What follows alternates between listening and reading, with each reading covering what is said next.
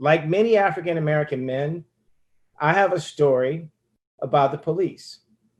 And this one, I wasn't quite 19 years old, and I had arrived at a friend's home. And then all of a sudden, I get out, and the lights were flashing behind me, and a policeman came up to me to inform me that I'd run a stop sign. And my friend and his mother, they came out, and to be honest, I was a bit embarrassed, but I was also confused because I knew where the stop signs were, and I wasn't going to run through any. So looking back, though, I realized things could have gone differently because 5 more squad cars arrived. And as those police lights were spinning around me, I squinted and said, my uncle is an attorney. And I kept looking for their badge numbers and hoping that the presence of my friend and his mom would push the officers away. What I recall most about that night is they didn't issue me a ticket. And I was incredibly upset for the rest of the night. But how that could have all gone wrong. And that's like one of the several stories that, every day I mention it because parents send their child to a playground like Tamir Rice's mom did, hoping their child will come home. Or they sit at home playing video games with a loved one, looking out the window, hoping the police don't mistakenly shoot into their home like they did to Tatiana Jefferson. And then, we all hope that when we get in our cars that we don't end up like Sandra Bland or George Floyd, killed for just driving while Black. And I've heard some of my white friends say, if they complied with the police, and I want to tell you that is a bad word and stop using it in this context. How do you comply when you're killed for playing with a toy gun on the playground? Why can't you be safe in your own home? What is the crime for having a minor infraction that should result in a ticket but not being taken to jail? The question you should be asking is, why does qualified immunity exist and why do so many officers get away with murder? Now let's look at the history of the police. Police patrols used to be called slave patrols. The overseer was white and his job was to keep the Blacks in line by using any means necessary to get them to do as much work as inhumanly possible to keep us from trying to escape and keep us from mounting any sort of insurrection against the slave owners that we outnumbered. Today, the overseer is the police chiefs and the commanders. They're white and they're Black, but they wear white. Their job is to keep the wealthy and those who attach themselves to them safe. The officers are the slave drivers. They're white and Black, but they wear the blue uniform. Always promise special privileges for keeping the lot of us in line. They are tasked with the same responsibility that the slave patrols in the 1600s had: protect the property, suppress rebellions of the masses, and like the protests we see today, keep us in line.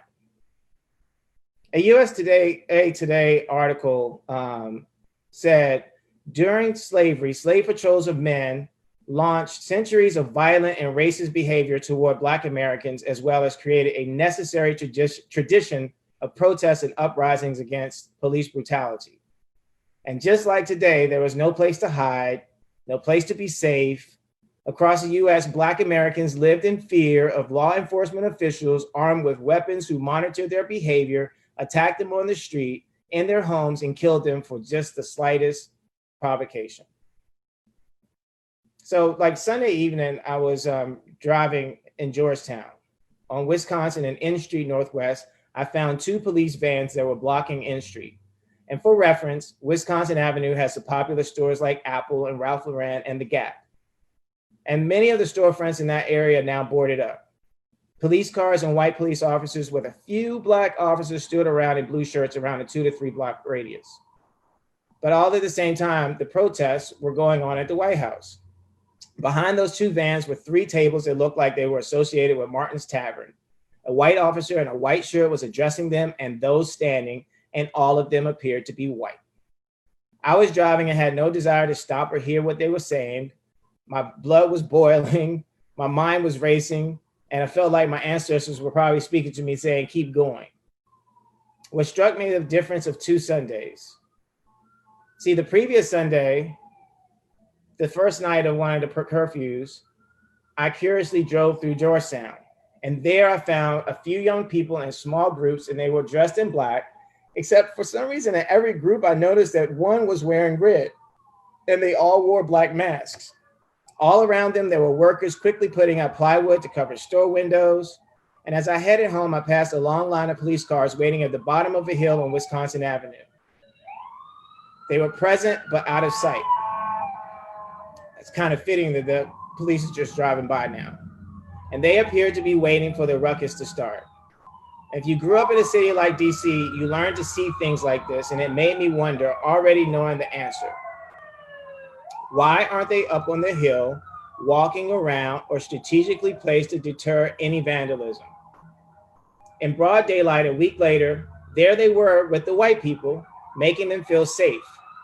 At night, the week before, they were lying in wait for the mischief of the young Black children to begin.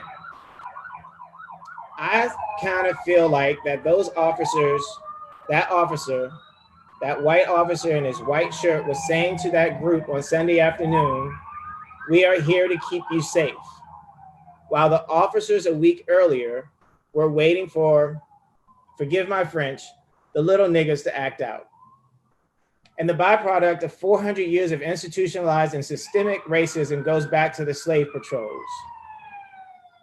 It's a story burglarized by history books that steal the story of the neglected, create images of success born from the theft of life from Africa, cultivated by robbing the dignity of a people, forced to work and build an economic system to benefit whites at the detriment of Blacks. Even when the Black community managed to despite the redlining social inequities, build thriving communities, bombs have been literally and were literally dropped on us in Tulsa, Rosewood, and Wilmington, to name a few. We laughingly speak of Karen and Arizona and in New York and Arizona, but we cry foul as if when they say this is their country, where the money and the wealth of America has been taken from Blacks, where the livelihood of families have been ripped apart by police taking our men away. Drugs and guns dropped in our neighborhoods like the bombs that were literally dropped on our wealthy Black Wall Street in Tulsa, Oklahoma, and Rosewood, Florida. The language of allegedly believed to be felt my life was in danger and fit the description have long been an excuse to murder and upend the lives of Black America. The white Karens of the world existed long before today, and the cowardly acts of white men and the collusion of Black officers in this epidemic of murder and displacement of Black families has happened for far too long. In Tulsa, you use cowardly acts, fear and despair, saying a young Black man raped one of your precious young women, even though historical accounts record that she wasn't raped or assaulted, even though you tried.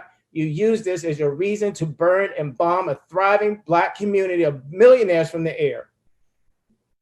In Rosewood, you use a white woman, accused a Black man of raping her, and you burned a thriving community of Blacks, even though she was having an affair with a white man.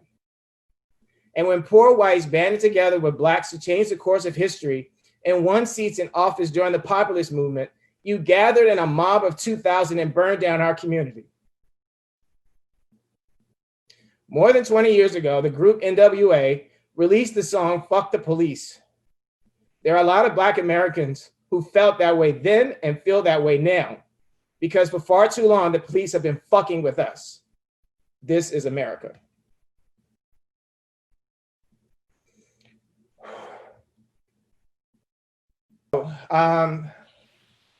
Sorry guys, I mean, just in terms of like that, it's hard, and I want you all to know that there's a lot of built up frustration, anger, disappointment, but this is America.